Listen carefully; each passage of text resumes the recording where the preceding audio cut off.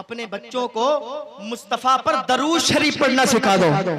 जब मुस्तफा पर तुम्हारा बच्चा दरूद शरीफ पढ़ेगा तो उसे मुस्तफा से प्यार हो जाएगा और दरूद शरीफ की बरकत बहुत ज्यादा है।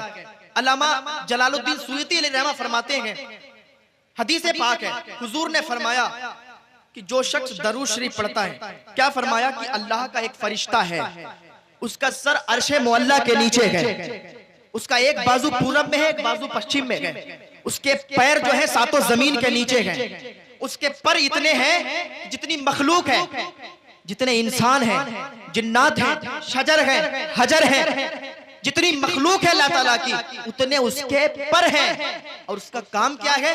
उसका काम ये है कि जो भी इंसान एक मर्तबा हुजूर सल्लल्लाहु अलैहि वसल्लम पर दरूद शरीफ पढ़ता है तो उसका वो फरिश्ता नूर के समंदर में गोता लगाता है और फिर अपने परों को झाड़ता है।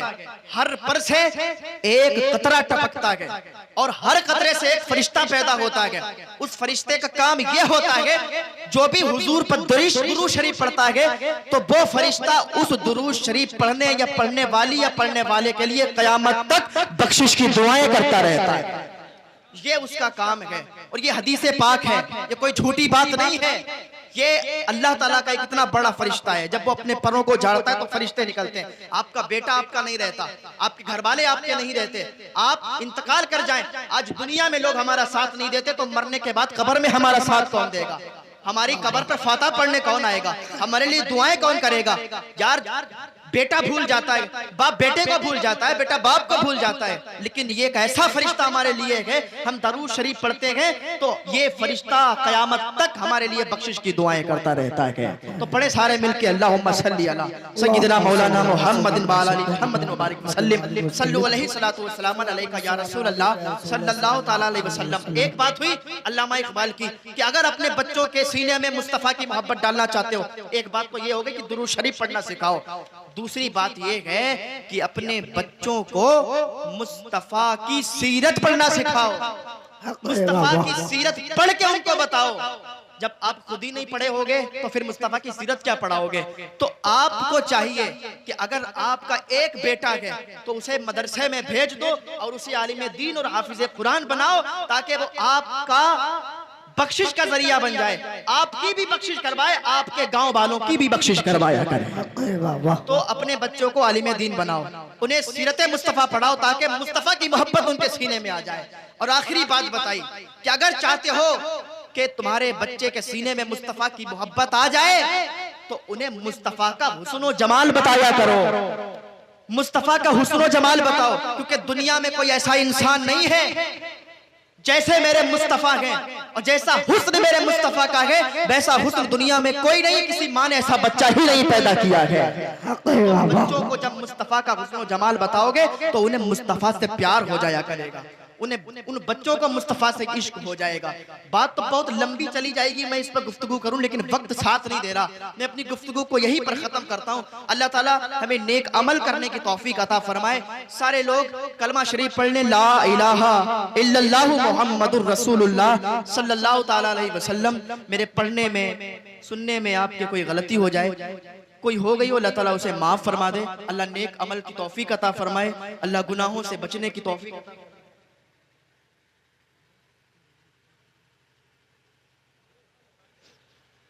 दरूद पाक पढ़े, अल्लाहुम्मा सल्ली अला सय्यिदना मौलाना मुहम्मद व बारिक वसल्लिम सल्लु अलैहि सलातु व सलाम अलैका या रसूल अल्लाह सल्लल्लाहु अलैहि वसल्लम।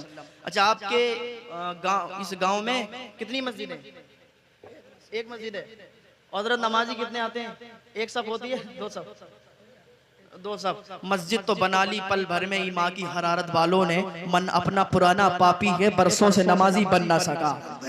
नमाज ये, अगर आप नमाजी है ना, नमाज पढ़ेंगे तो आपके घरों में बरकतें अता होंगी। नमाज छोड़ने वाला, आप किताबों को पढ़ें, अगर एक टाइम की भी नमाज आप छोड़ देते हैं तो ये जमीन के कीड़े आपके लिए बद्दुआएं करते हैं। ये जमीन के कीड़े कहते हैं, या अल्लाह इसे जमीन पे क्यों रखा है, इसे मेरे अंदर दफन कर दे, मेरे अंदर डाल दे ताकि मैं इसकी पसलियों को इधर से उधर कर दूं। तो नमाज अब बिल्कुल ना छोड़ें। नमाज पढ़ेंगे तो घर में बरकतें होंगी, रहमतों बरकतों का नुज़ूल होगा। आपने मस्जिद बनाई है, एक सफ़ हो रही है, सारी सफ़ों को भरो, पूरी मस्जिद को भरो। फिर मैं कहता हूँ मस्जिद तो बना ली, पर पल भर में माँ की हरारत वालों ने मन अपना पुराना पापी था, बरसों में नमाजी बन ना सका।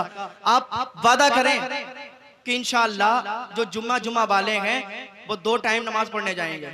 हाथ उठाएं। 2 टाइम भी नहीं जा सकते?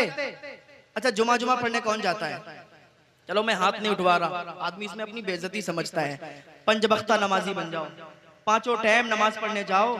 इस जलसे में बैठे हो तो कुछ ना कुछ पैगाम लेके जाओ। यहाँ से उठो तो तौबा करके उठो, क्योंकि हमारी जिंदगी का कोई पता नहीं कब हमारी जिंदगी की शाम हो जाए। मैं बोल रहा हूँ, मुझे ये भी नहीं पता कि मुझे अगली सांस आएगी या नहीं आएगी।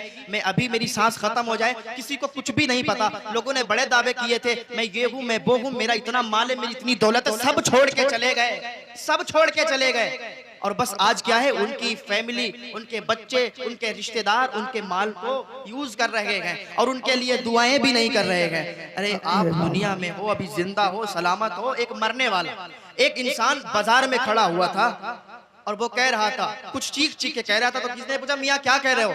कहा, मैं ये कह रहा हूँ कि ऐ लोगों, अल्लाह से सुलह कर लो। तो कहा, फिर लोग क्या कहते हैं? लोग नहीं मान रहे, लोग आ ही नहीं रहे, लोग अल्लाह से सुलह कर ही नहीं रहे। दूसरे दिन वो कब्रिस्तान में खड़ा हुआ वही बात कह रहा था। तो किसी ने कहा, मैं आज क्या कह रहे हो? कहा, आज मैं वही बात कह रहा हूं, लेकिन आज बंदे तो मान रहे पर रब नहीं मान रहा। आज क्योंकि अभी हमारे पास टाइम है, फिर ऐसा वो वक्त आ जाए कि हम तो मान रहे हो पर अल्लाह ना मानता हो, इसलिए कि तौबा का दरवाजा बंद हो जाएगा, फिर हमें तौबा करने का टाइम नहीं मिलेगा। तौबा के दरवाजे अभी खुले हुए हैं, सारे दरवाजे बंद हो जाएं, सारे दरवाजे बंद हो सकते हैं, लेकिन तौबा का दरवाजा अभी खुला हुआ है। अल्लाह फरमाता है, मेरे बंदो आओ तो सही, तुम तौबा करो तो सही, तुम्हारी तौबा को ऐसे ही माफ फरमा दूंगा जैसे तुमने कभी गुनाह ही नहीं किए। अल्लाह नेक अमल की तौफीक अता फरमाए, अल्लाह गुनाहों से बचने की तौफीक अता फरमाए। वमा अलैना इल्लल बलाग। अस्सलामु अलैकुम व रहमतुल्लाहि तआला व बरकातुहू।